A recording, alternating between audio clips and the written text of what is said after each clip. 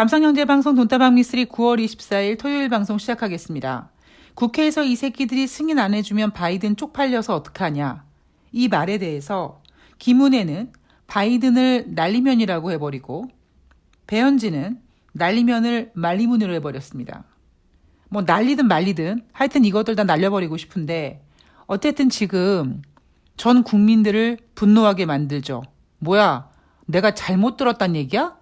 내 귀에 문제 있냐? 뭐 이런 식으로 전 국민을 아주 열받게 만들고 있는 국짐과 윤석열 정부입니다. 자, 오늘 돈다방 미쓰리 9월 23일 금요일 뉴욕 증시 마감 현황을 하기 전에 제가 어제 유튜브에서 라이브를 했습니다. 그래서 팟빵을 통해 돈다방 미쓰리를 청취하시는 분들은 그 내용을 잘 모르실 것 같아서 오늘 돈다방 미쓰리는 간략하게 이번 주 한 주 동안 증시 분위기를 좀 뉴욕 증시에 대한 정리를 해볼까 하는데 월요일 이후 화요일부터 금요일까지 뉴욕 증시는 주례장창 하락하고 있습니다. 금요일 같은 경우에는 다우지수가 1.62%, S&P 500이 1.72%, 나스닥이 1.80% 하락했고요. 다우지수가 3만 선 아래로 내려왔습니다. FOMC에서 우리가 예상했던 대로 기준금리 75bp 추가 인상을 했죠. 지금 미국의 기준금리 상단은 3.25%가 됐고요. 금리 인상과 함께 뉴욕 증시에서 나온 이야기가 뭐였냐면 22일 목요일 기준으로 미국의 30년 만기 고정금리 모기지 대출 금리가 6.29%까지 올라왔다. 1년 전에 2.88밖에 안 되던 금리가 1년 만에 2배 이상 뛰었다라는 이야기가 나왔습니다. 그리고 8월달 기존 주택 판매 전월 대비 0.4% 하락했다라는 경제지표가 발표가 됐죠. 자, 제롬 파월 연준 의장은 75bp 금리 인상과 함께 잭슨홀 이후 나의 주된 메시지는 바뀌지 않았다. 연준은 인플레이션을 2% 내리는데 매우 단호하다. 일이 끝날 때까지 그것을, 그러니까 금리 인상을 계속할 것이다 라고 했습니다. 제롬 파월 연준 의장의 이 말은 2022년 남아있는 두 번의 FOMC 회의를 통해 추가적으로 금리 인상을 조금 강력하게 할 수 있다라고 메시지를 전해준 거죠. 자, 물론 증시는 금리 인상에서 자유로울 수가 없다 보니까 증시가 상승하기는 좀 어려울 수 있습니다. 그런데 오히려 지금 연준은요, 뉴욕 증시가 하락하기를 바라고 있는 듯한 모습을 보이고 있죠.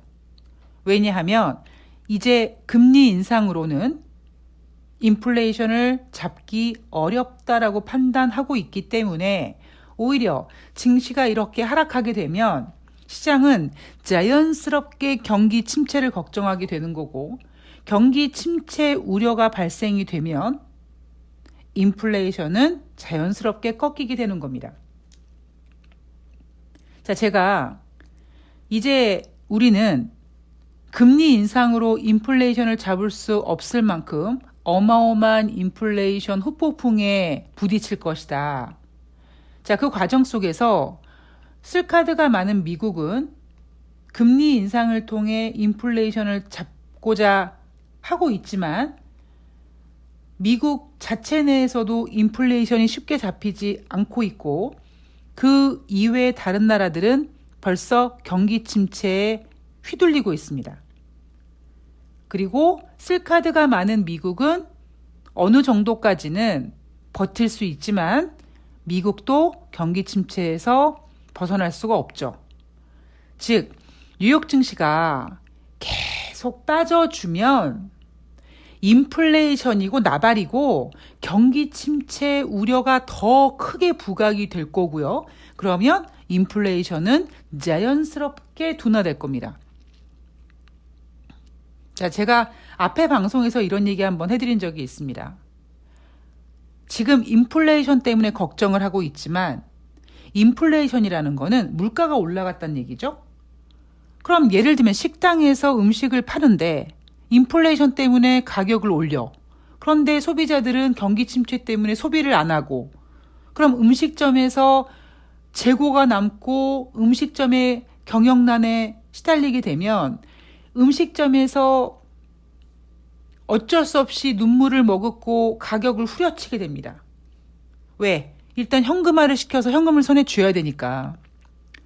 그렇게 금리 인상 때문이 아니라 경기 침체 때문에 경영하는 사람들이 눈물을 머금고 손해를 무릅쓰고 가격을 다운시켜버리는, 그렇게 자연스럽게 인플레이션이 꺾이는 것밖에 우리는 기대할 수가 없습니다. 그리고 그 과정에서는 분명히 정말 피해를 보고 망하고 폐업하고 슬퍼하는 사람들이 분명히 있겠죠. 자, 지금 전 세계적으로 그런 분위기가 있고요. 그런 분위기를 제롬 파월 연준 의장과 브레이너드 부의장도 얘기합니다. 제롬 파월 연준 의장은 미국 경제가 뉴 노멀에 진입할 가능성이 있다라고 했고요. 브레이너드 부의장 같은 경우는 물가 상승 압력 고조가 가장 취약한 계층에 큰 타격을 준다라고 했습니다. 아마 제가 여러분들께 며칠 전에 해드렸던 이 얘기 정확할 겁니다. 금리 인상으로 인플레이션 못 잡아요. 결국 그 누군가는 피를 봐야 된다는 겁니다. 안 팔리니까, 재고가 쌓이니까, 내가 당장 현금이 필요하니까 어쩔 수 없이 예를 들면 10,000원 받던 물건을 50%로 후려쳐버리는 거죠. 여기저기서 우리 사장님이 미쳤어요. 폭탄 세일 이런 얘기가 이제 나오게 될 겁니다. 자, 그리고 그런 모습을 보여주는 게 국제유가죠. 제가 올해 초에 국제유가가 $100 넘어가고 전문가들이 $200, $300 주접을 떨고 있을 때 올해 평균적으로 WTI의 가격은 $100 아래로 내려올 것이다라고 얘기했고요. 그 얘기는 결국 국제유가는 전강 후약이 될 거라는 것이고, 올해 연말로 갈수록 국제유가 가격이 떨어지는 이유는 이제 유동성의 버블이 붕괴되면서, 버블이 꺼지면서 생기는 자연스러운 현상입니다. 여기저기서 경기 침체 우려, 경기 경고, 성장률 하향 조정이 계속 볼륨이 커지고 있음에도 불구하고 미국은 꼿꼿했죠. 근데 이제 미국도 꼿꼿해질 수가 없습니다. 단순히 금리 인상으로 인플레이션을 잡을 수 없다라는 거를 인지한 연준 의장들이, 제롬 파월 연준 의장도 우리는 인플레이션 목표치 2%가 될 때까지 계속 금리 인상을 할 거다, 이렇게 지금 주저앉고 있는 주식시장에 대해서 더 매도 신호를 주고 있습니다. 이날 골드만삭스는요, S&P 지수의 연말 전망치 기존 4,300에서 3,600으로 하향 조정했습니다. 여러분 기억나십니까? 얼마 전에 구겐하임 파트너스의 최고 책임자가 10월 중순까지 S&P 500 20% 폭락 가능하다라고 했습니다. 그리고 대한민국 같은 경우에는 대신증권이 코스피 2050포인트가 최저점이 될 것이다라고 했습니다.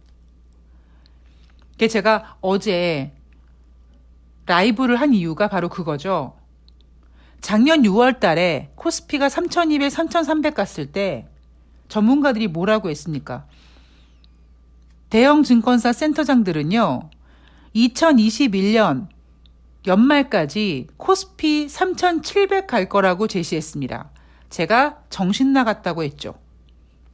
그리고 올 초에도 3,000포인트 올해는 못 볼 것이다, 당분간 어려울 것이다 라고 했지만 증권사들은 1월 달까지 코스피 3,050, 3,100 이렇게 3,000을 회복할 수 있을 거라고 제시했습니다.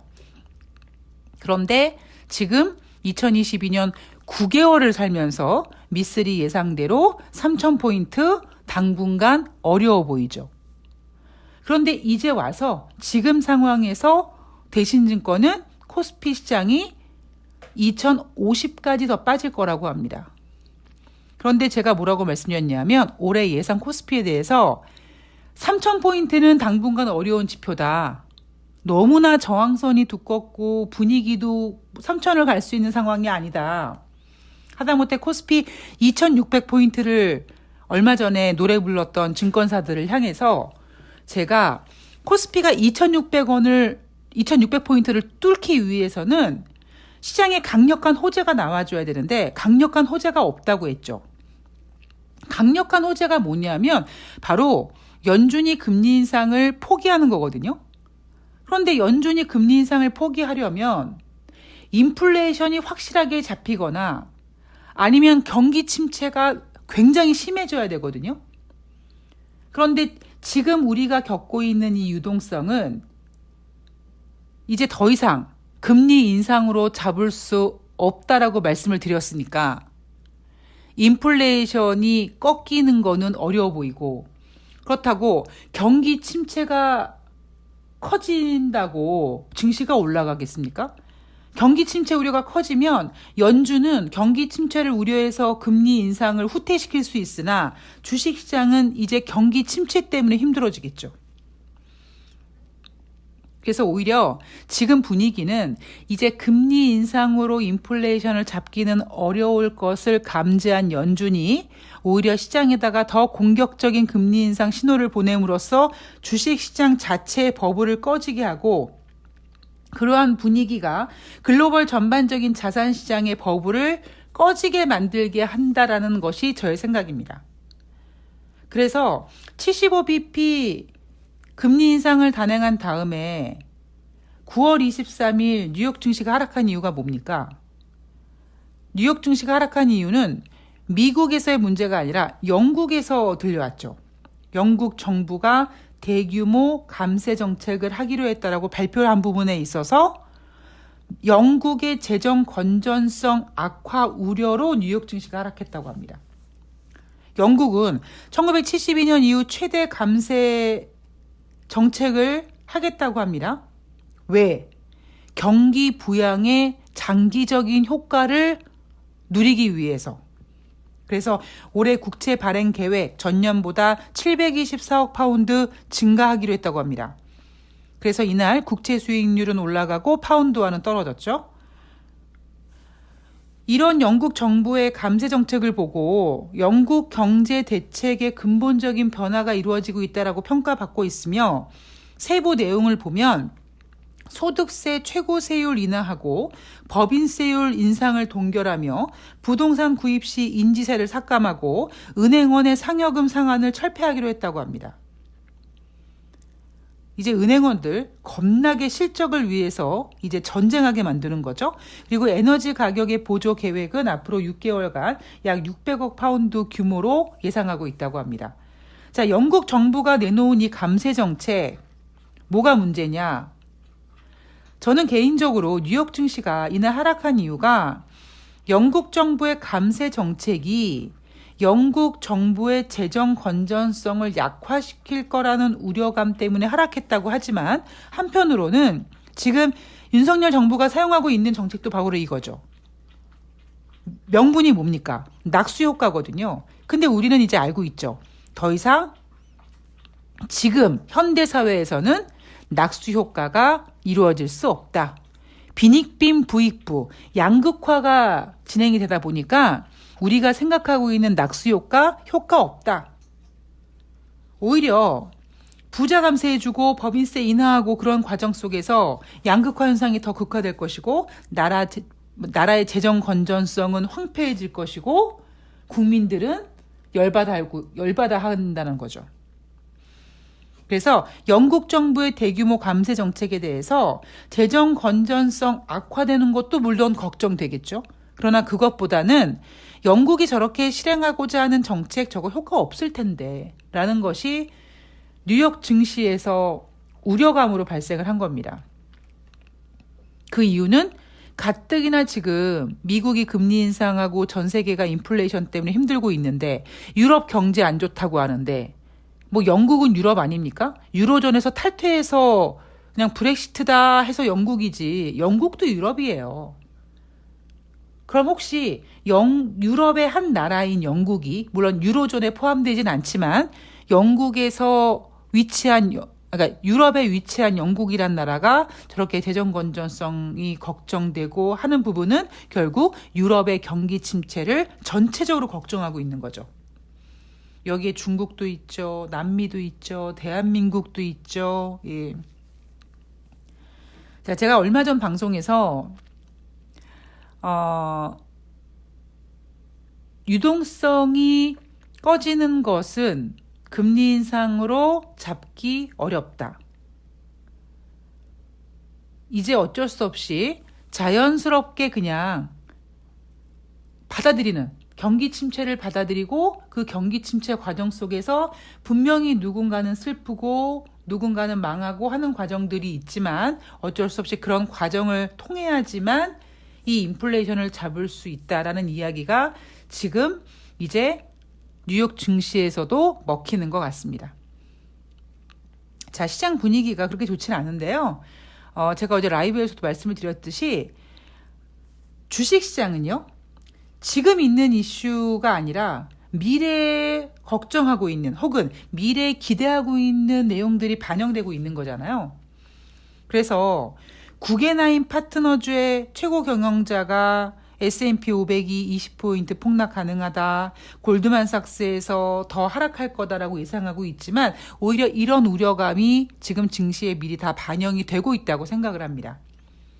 그런데 대한민국 주식시장만 놓고 봤을 때 미쓰리가 예상하고 있는 올해 저점 2250포인트 그거보다는 조금 더 열어놓자. 이유는 뭐냐? 올해 1월 달부터 외국인들이 매도를 했는데 그 매도한 이유가 윤석열 리스크가 분명히 존재하고 제가 올해 1월 달부터 올해 코스피 하단을 2250으로 잡은 이유는 그 정도까지 내려갈 수 있을 거라고 생각을 했는데 문제는 뭐냐면 예상하고 있던 것보다 윤석열이 특히 외교적인 부분에서 너무나 빨리 말아먹고 있다는 겁니다. 못할 줄은 알았는데 대한민국의 윤석열이라는 사람이 대통령이 돼서 못할 줄은 알았는데 저렇게까지 망가뜨릴지 몰랐다. 그러니까 그런 부분이 조금 더 반영이 돼서 2250포인트보다는 조금 더 내려갈 수 있다라고 말씀을 드렸습니다. 자, 그리고 만약에 이대로 윤석열 정부가 5년의 임기를 마친다면 저는 주식시장을 지금이라도 당장 매도해야 된다고 생각을 합니다. 예, 5년 못 버틸 거예요, 대한민국. 그렇다면 결국 지난번 유시민 작가가 얘기했던 것처럼 지금 정치적인 사고가 발생을 했다. 그러면 교통사고가 일어나면 빨리 수습을 해야 되죠. 교통사고는 사실 어찌 보면 초보 운전자보다 운전에 자신을 느끼는 사람들이 방심했을 때 교통사고가 자주 나지 않습니까? 그러니까 대한민국 국민들은 촛불 집회라는 것을 통해서 대한민국 대통령을 끌어내렸던 사람들입니다. 그리고는 너무 방심하다가 지금 이 지경이 된 거죠. 교통사고가 난 것처럼 정치적인 사고가 난 거고 따라서 빨리 수습을 해야 됩니다.